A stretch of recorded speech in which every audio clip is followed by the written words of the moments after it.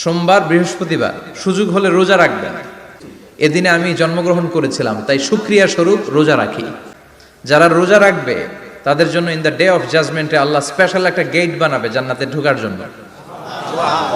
ওইটার নাম হচ্ছে রাইয়ান। মান দাখালাহু লাম ইয়াজমা আবাদা। একবার who can enter within this door he will never be thirsty again. একবার যে এই দরজা দিয়ে জান্নাতে ঢুকতে পারবে আজীবনের জন্য তার গলার তৃষ্ণা মিটে যাবে। সুবহানাল্লাহ। তো এই রাইয়ান দরজা দিয়ে ঢুকতে হলে আমাদেরকে মাঝে মাঝে সুন্নাত নফল রোজা রাখার অভ্যেস করতে হবে। রাজি আছেন তো?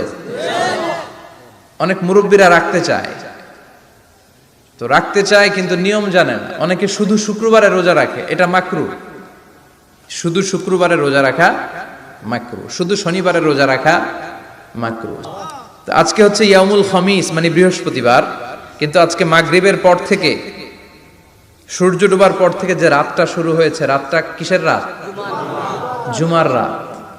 এজন্য আমি সূরাতুল জুমা থেকে একটি আয়াত তেলাওয়াত করেছি। এই আয়াতের আলোকে জুমার দিনের ফজিলত, জুমার দিনের status, importance and significance in our life, in our social life, এ নিয়ে আমরা কিছু কথা বলবো।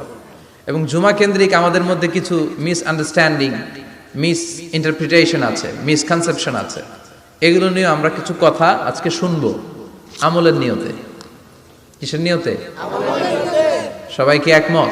ইনশাআল্লাহ। তাহলে এই প্রতি মুহূর্তকে কিয়ামতের ময়দানে আল্লাহ তাআলা মিজানের পাল্লায় রাখা হলে এটা উহুদ পাহাড়ের সমান ভারী করে দিবে। আর যদি আমলের নিয়ত না থাকে 1 ঘন্টা 1.5 ঘন্টা চলে যাবে, আমল নামায় এটার কোনো ওজনই হবে না।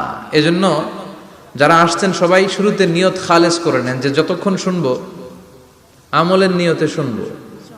আর মাঝখান দিয়ে ওঠা বসা করবেন কারা কারা, এখনই একটু হাত তুলেন দেখি। 2-1 তুলছে ভুলে। আচ্ছা, কেউ উঠবেন না তো? কথা দিছেন?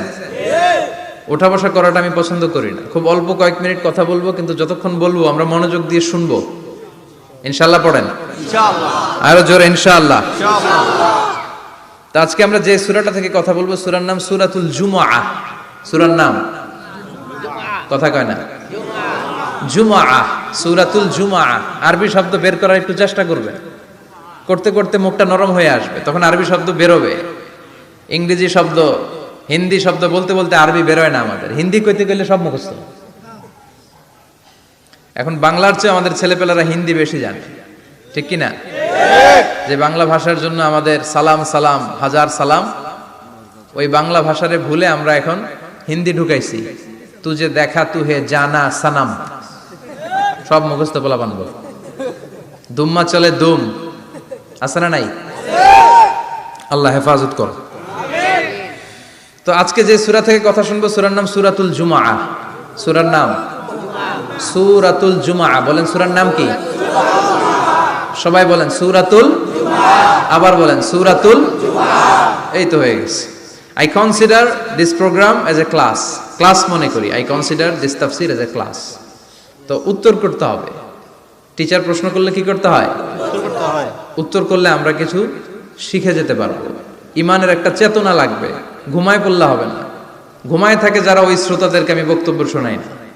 আমি বক্তব্য শোনাই যারা জেগে থাকে, যাদের ইমান জ্বলে ওঠে, ঠিক কি না? যে ইমান প্রয়োজনে জ্বলে ওঠে না, যে ইমান সত্য ন্যায়ের কথা বলে না, যে ইমান প্রয়োজনে জ্বলে ওঠে না, যে ইমান সত্য ন্যায়ের কথা বলে না, যে ইমান বাস্তবে নাই, যে ইমান অন্তরে নাই, মুখে শুধু ফাঁকা বলি, কি করে তারে বলো ইমানে বলি, কি করে তারে বলো ইমানে বলি, কি করে তারে বলো ইমানে বলি, ঠিক কি না? যে ইমান দিন কায়েমের আন্দোলনের ধার ধারে না, যে ইমান পোশাকধারী কোরআন হাদিস তাও পড়ে না, যে ইমান খাজার নামে মাজার গড়ে ফুলুস কামায়। আছে আছে রাজা মেয়ারে নাই।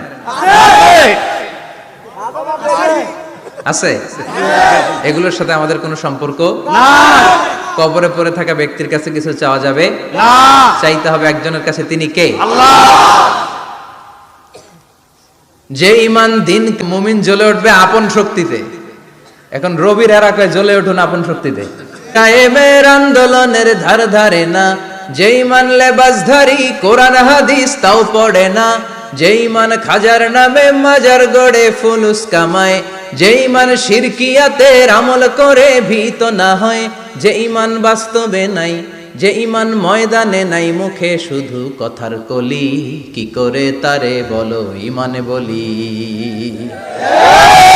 কি করে তারে বলো ইমানে বলি, কি করে তারে বলো ইমানে বলি, ঠিক কিনা? এজন্য আপন শক্তিতে জ্বলে উঠবে ইমানদারেরা ইমানের তেজে, চিল্লায় বলেন ঠিক কিনা? সূরার নাম সবাই বলেন আরো জোরে, সূরাতুল জুমআ। এটা মাদানী সূরা। কি সূরা? মাদানী সূরা। বিশ্বনবীর লাইফের দুইটা ইনিংস, একটা মাক্কি ইনিংস আর একটা মাদানী ইনিংস। মাক্কি ইনিংস 13 বছর, কয় বছর? মাদানী ইনিংস 10 বছর, কয় বছর? মনে থাকবে? এটা বিশ্বনবীর সেকেন্ড ইনিংসে নাজিল হয়েছে। সুবহানাল্লাহ কইবেন না? সুবহানাল্লাহ। মাদানী ইনিংসে নাজিল হয়েছে এই সূরা, মাক্কি ইনিংসে নয়।